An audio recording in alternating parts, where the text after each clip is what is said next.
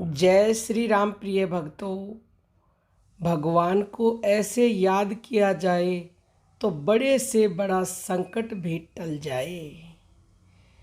हमारे जीवन में दिन प्रतिदिन अनेकों संकट आते रहते हैं और जब संकट आता है तो इंसान हार मान जाता है, क्योंकि उसे कोई रास्ता नज़र नहीं आता है।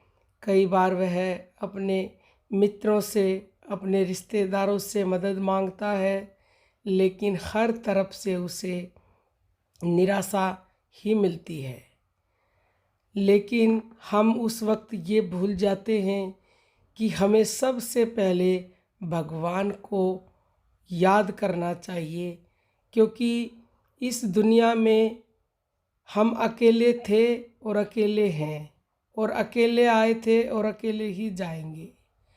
लेकिन वो परम पिता परमेश्वर हर पल हमारे साथ है, साथ थे, साथ रहेंगे, और वो हमारे साथ ही आए थे और साथ ही जाएंगे।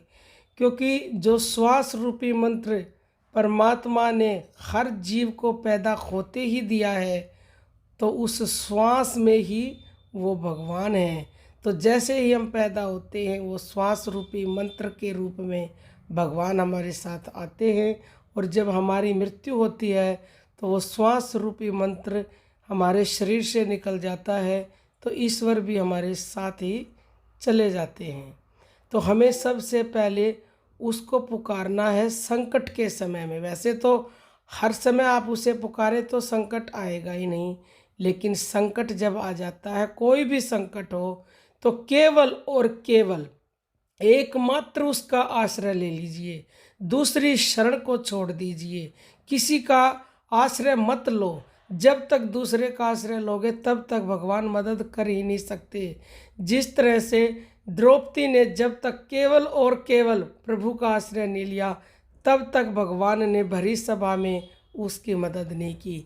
क्योंकि पहले द्रौपदी औरों का आश्रय ले रही थी, सोच रही थी मेरे भीष्म पितामह हैं, भरी सभा है, मेरे पति हैं, वो मेरी रक्षा करेंगे, उनको पुकार रही थी वो।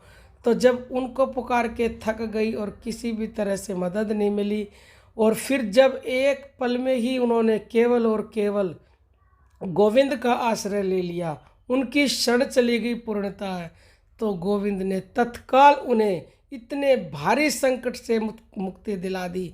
तो आप और हमारे संकट तो बहुत ही छोटे हैं प्रिय भक्तों। केवल और केवल उनकी शरण होकर, उनके आश्रित होकर उन्हें याद करो, तो बड़े से बड़ा संकट भी तत्काल दूर हो जाएगा। कोई भी कमेंट हो, प्रश्न हो, कमेंट कीजिएगा। अब हम अपनी वाणी को विराम देते हैं। जय श्री राम भक्तों।